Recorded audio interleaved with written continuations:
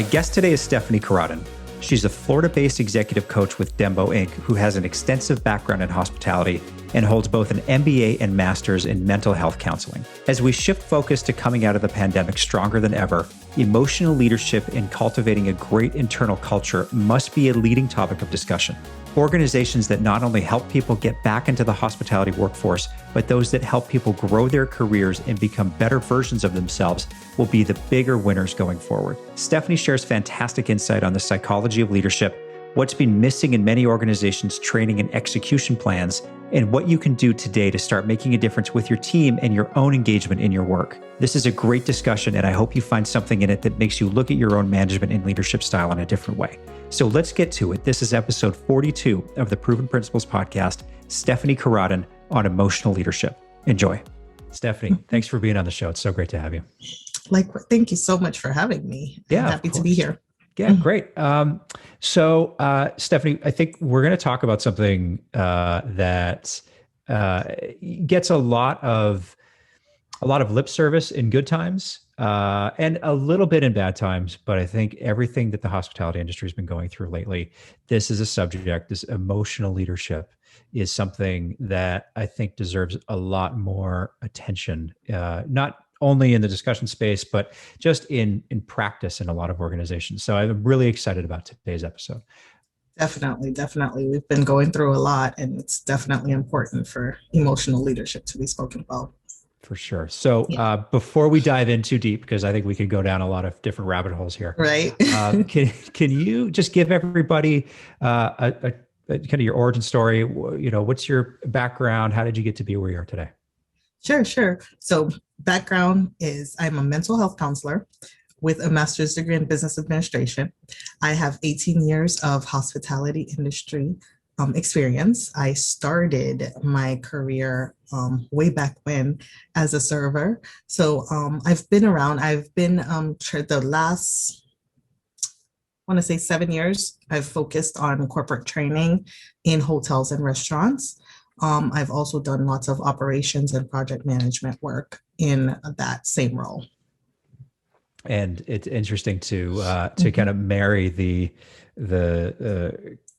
emotionally the mental training, health counseling. the mental health counseling. Sorry, thank you. The mental health counseling, the hospitality background, and the business background, education. Yes. That is it's pretty powerful. That's I like to call it my unique superpower, because I get to see both ends of the spectrum, the business side and understand it, and also the emotional and mental health side of employees and leadership, and marry the two together. So I'm curious, I have to ask, what has the last couple years, maybe the last 12 months been like? What are you seeing? Is there like this struggle back and forth between the two, or yes, what's the lay of the land? It's a roller coaster. So on one side, even the leaders are really anxious about what's happening, what's going on, what's going to happen to their employees, what's going to happen to their business, and how do they address anything that's going on. And on the other side, the employees are having that same issue, but also it's that balance between holding on to business and making sure the business stays alive and taking care of their employees. So it's a roller coaster of highs and lows. No kidding. And every time you think you've turned a corner, there's a new challenge, a new thing to deal with. Yep. Yeah. It's been hard. So your focus and the focus on the show today is about emotional leadership. Can you kind of give everybody what's your definition of that? How do you explain it to people? I like to explain it as the ability to communicate, to understand and manage your own emotions, and recognize and be able to help influence other people's emotions. So, and when I say influence, not in a bad way, just to help recognize and understand that those people bring their emotions to work as well. Mm-hmm. I think back to when I started kind of going from a line level employee, an hourly employee, and then moving into supervisor, assistant manager, all the way along. And there's plenty of training on how to do the technical aspects of the jobs as you climb the ladder, but nobody ever really focuses on how to build your emotional chops, the intuitive side of managing people. Yeah. And that's why I think this is so interesting. Yeah, and one thing that I like to tell leaders that are promoting people from frontline employee into like a lead, or like, they'll start them as a lead, a team lead, and then they'll go into a supervisor role and then a manager role. But even as a team lead, I like to tell people, just because the person knows how to do this specific job that they were doing does not mean that they will automatically be able to lead others. So, and that's where I think sometimes people who are moving from frontline to supervisor get, I don't want to say set up, but it's kind of like they feel like they're set up for failure because it's a big change. Yes, they still can do the technical side of it, but the emotional side and the leadership side of it, they feel like they've been thrown into. So that part is usually there's a gap there. And so now with everything that's going on, it's even more so. Because you end up with this situation where people, I mean, it's sort of a trial and error, sink or swim. Right. Exactly. And so people, you're forcing them to expand their perspective on what's going on and how they not only support themselves and the paychecks that they get, but suddenly you put all of these new goals and these new ways of having to interact with people that maybe they've not had any exposure to. And I can see what happens is, like, as you go, I mean, in a lot of cases, I imagine that goes all the way up the chain in an organization. You've sort of like this constant promotion of people who are really good technically, but not great emotionally. Is that a fair way to say it? Yeah. I like to say, like, they're not self-aware enough to be leading others, because it starts with yourself. You have to have that within you, that self-awareness of what your shortcomings are, what, your issues are, before you can, lead somebody else. And what happens is, because they're not self-aware enough to, when something happens with the line employee, it kind of triggers them, and then they go on the defensive, and then it hurts the employee. Yeah. That's, how do you get someone to be self-aware? I mean, I'm sure this is probably many episodes of a podcast, but like, if you, but that, I mean, I agree with you 1,000%. That's the thing that tends to be the barrier to really seeing people excel in leadership, is that, like, and it's not just being aware of like how you react to things. It's how you are perceived by the other people when you react to the things that trigger that you react. Exactly. And so my main thing, and the quickest thing, I guess I should say, is that when promoting somebody into a different position, and this even goes for somebody who's already a supervisor being promoted to a higher position, I would say they need some kind of training on, I don't want to call it emotional leadership, because that's like a double-edged sword, but some kind of training on, interaction with other people. Because once you're training them on how to communicate, once you're training them on how to pass messages and how to be clear and concise, then that automatically attributes, looking within and how you're communicating now and how you're passing on messages now. Also, believe it or not, company culture refresher courses, that also triggers you to look within as to how you fit in that culture and how you're managing your employees within that culture. See what I'm saying? So it's one of those things that you can't go to somebody and be like, hey, you're not self-aware enough, you need to go sit with a counselor. I mean, that will be really bad. Right. But those conversations happen. Yes. They do. And then the person gets on the defensive and they block off, and they don't, even if they try to go to the training, they learn nothing because they're already pissed off that you judge them, that they're doing their job wrong. So you want to slowly bring them into like a culture refresher course. You want to bring them into like a communication course where you teach them how to communicate with their team members. You want to teach them how to listen better to their team members, open up and make it not make it, I don't want to feel like you're misleading them, but make it seem like you are teaching them how to bring in their team members closer to them. And that automatically opens up the conversation to them looking within and seeing where they're doing things differently and where it could be changed. Yeah. I think that's pretty powerful. One of the things I've seen a lot is these organizations will put these courses together, Mm-hmm. and they might do them once a year, Mm-hmm. as part of a checklist item of a list of Mm-hmm. training that needs to happen. But one Mm-hmm. of the big challenges out there is that it's not done consistently enough. You can't just do this one time and expect people to Yeah. buy in, right? It's Yeah. making it sticky. Exactly. That's the tough part. And one thing, not only does it happen just maybe once or twice or once every year or every 3 years, but also what I've noticed too is that a lot of times they'll do this training and they'll be in the training for like 3 days or 5 days, I don't know. But then they send them off like, I give you all this information and then I send you off without any action plans, without anything that can help you keep on doing this, right? Mm-hmm. So that's the other side of it. I think organizations, when you're looking for a trainer or when you're looking for a consultant, you should make sure that that person has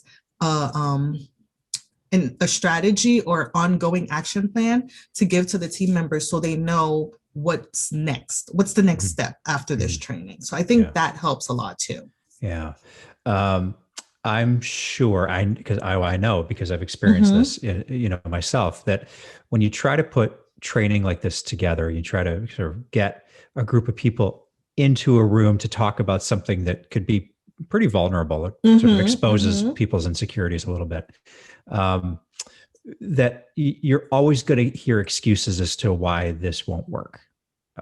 What are some of the common excuses that you hear, and how do you get around them? Oh, well, nobody told me this was how we were supposed to do it. That's my favorite, right? Classic. But the thing that I hear that is pretty relevant, and I always go back and tell whomever the decision makers are about this, is that's what the policy says. There are systems in place, and I'm just following the systems. So to me, the reason this is pretty relevant is that it shows me that in the culture, it's one of those cultures where people have to work around the policies, and the policies are not living, breathing documents that are changing with time. Mm-hmm. So a lot of times what happens is we're using a policy that was created 20 years ago. Right. And nobody looks at it to say, you know what, with the new team members that we're getting now, millennials, Gen Zs, this no longer works. We have to do something. We have to update those policies. And so that excuse, even though it is an excuse, because a lot of times it really doesn't have anything to do with the policy, but they have that backing them up. They have the policy to go back to be like, well, I was just following the policy. So, I understand what you're saying, but my hands were tied. Yeah. So. Yeah. You bring up an interesting point about an intergenerational workforce. Mm-hmm. And I think now more than ever in history, we've got more generations working. Especially, at all at one time and probably all under one roof. Yes. And, when you talk about policies that were written 20 years ago, that's very, very true. And I'm curious to get your take on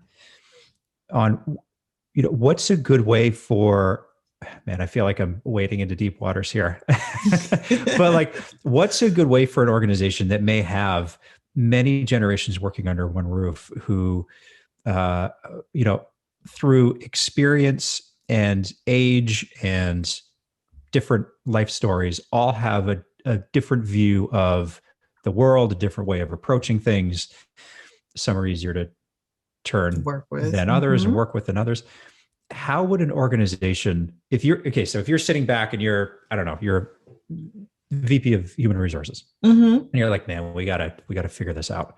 What to try to get more engagement in the job? Maybe we have employee opinion surveys that we need to, and engagement surveys that need to get better scores. How do you start? It seems like such a big thing to get your arms around. It is. It's a pretty big endeavor, but what I've seen and what I've worked with is going backwards. So instead of starting from what I would call, because let's put it this way, 90% of the time we're going to have the older generations in higher level positions, And then the younger people will be in, entry level or, middle or entry level management type positions. Mhm. And what I've learned and what I've noticed is to reverse engineer. So instead of starting with the higher level executives, I like to start with the lower level, the entry point, the younger people.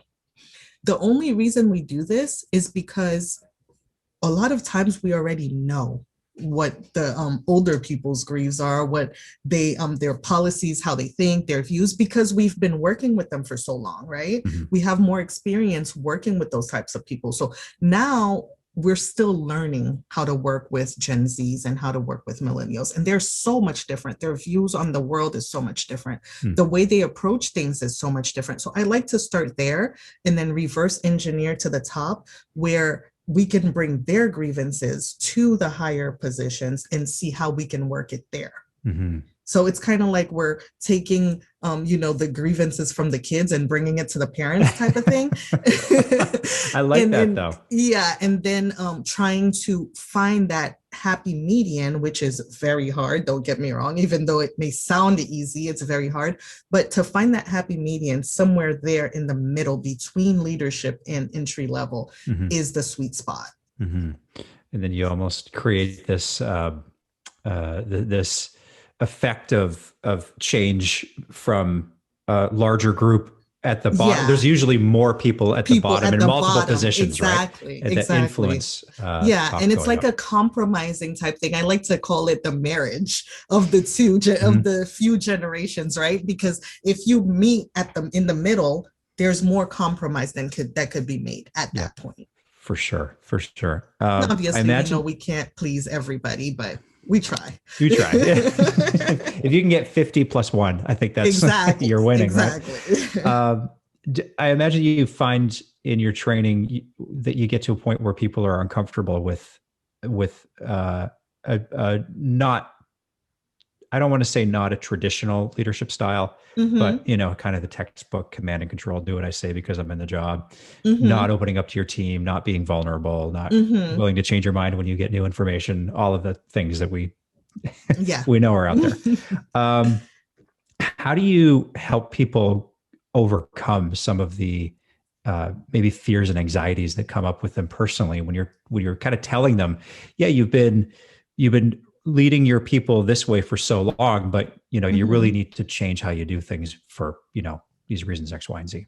Sure. So with that becomes like a individual type thing. So what I like to do is in a group training, I'll notice when those things come up. And what I'll do is ask the decision maker for me to have like either a smaller group or a one-on-one, because the person is vulnerable and they're not going to open up, especially about their private lives, because believe it or not, a lot of that will come from their upbringing, from their private lives. And that's where my, therapy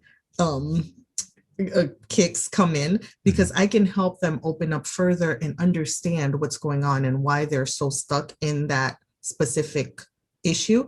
But for the grand scheme of things, when we're not able to do a one-on-one, we'll ask them several questions like, what would be a little bit more compromising to you? What would make you feel comfortable, even if you're not, going to be completely transparent? But what can you communicate to where the person next to you or the person below you feels like they're in the team with you, because you're communicating just enough to make them feel comfortable? Because what happens is you're uncomfortable communicating, but then the other person is not trusting you because you're not communicating. So how can we make it to where you're giving them enough so they can trust you and work with you? Oh, interesting. And everybody likes to be trusted. So once I say that, I kind of get them to open up a little bit to me. Yeah, and it creates that safe space. Yeah. And they become more comfortable kind of living in that place. That makes sense. So putting your business hat on for a second, a lot of times you will get people's buy-in when you can demonstrate that there's an ROI on the effort. And sometimes an ROI in this subject is difficult to figure out.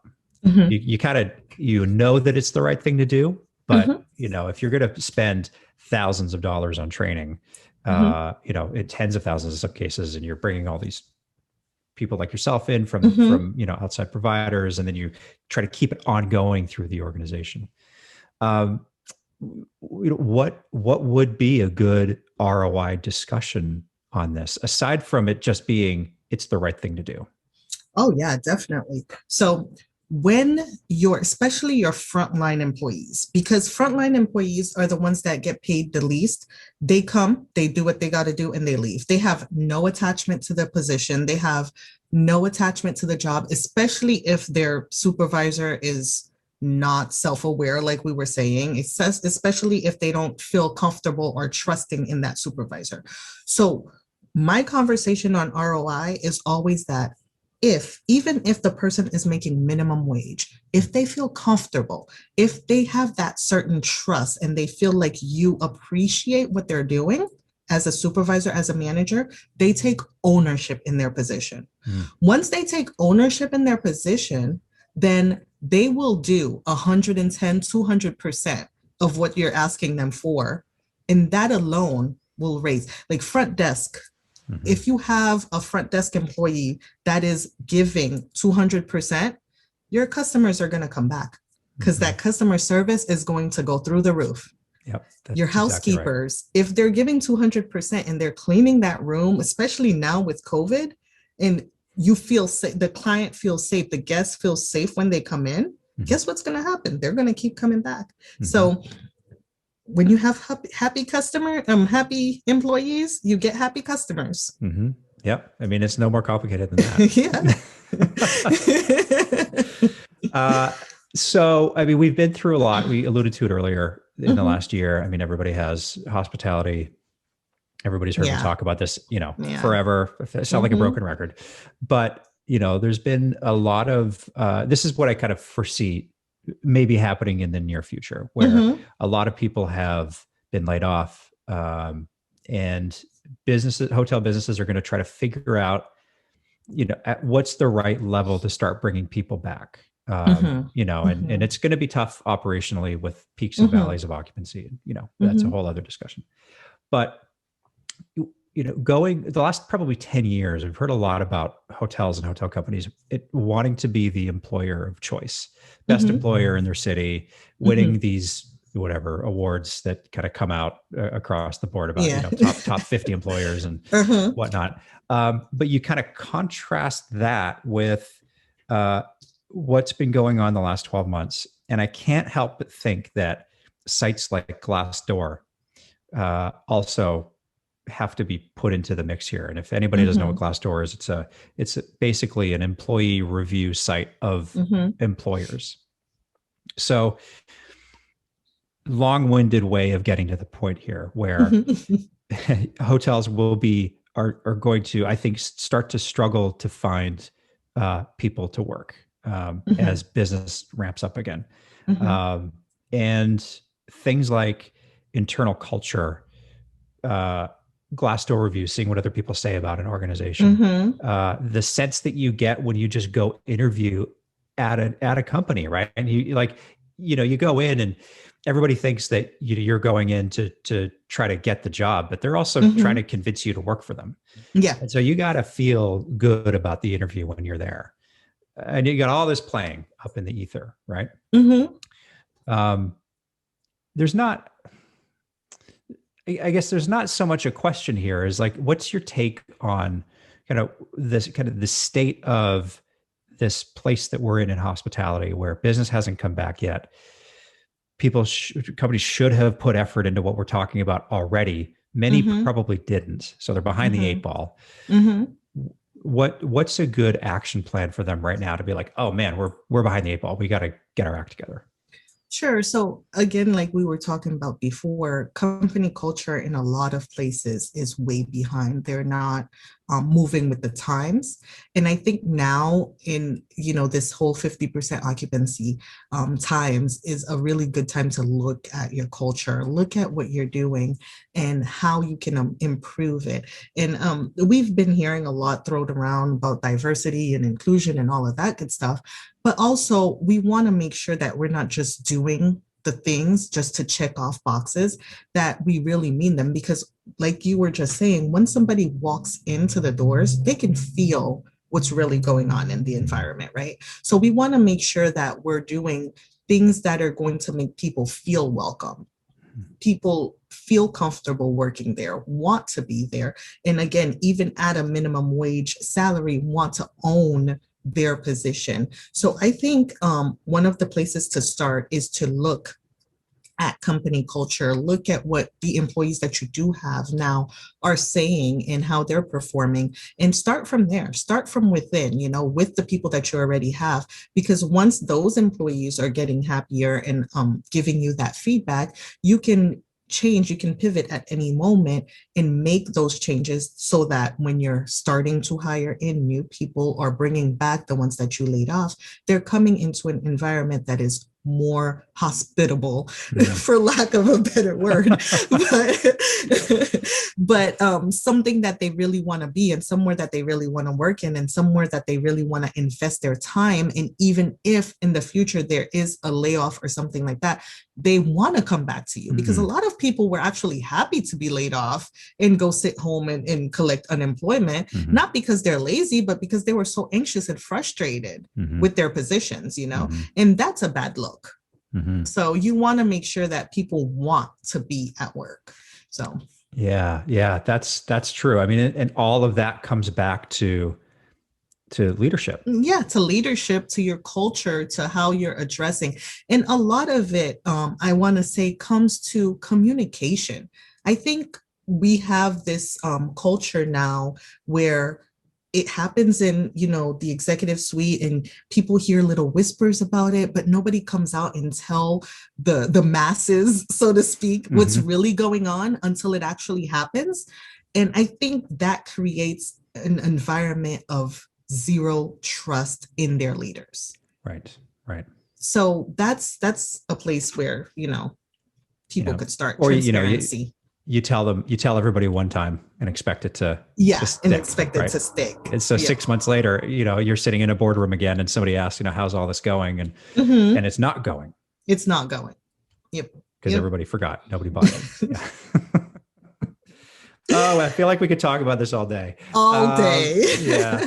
If somebody listening right now is in a position, and fortunate enough to be in a position of, maybe they're a shift leader, and they haven't had, or maybe a newly appointed department head, and they're going through that growth phase, that that sort of expansion of their mind into their position, and they haven't been set up for success with all the things that we've talked about today.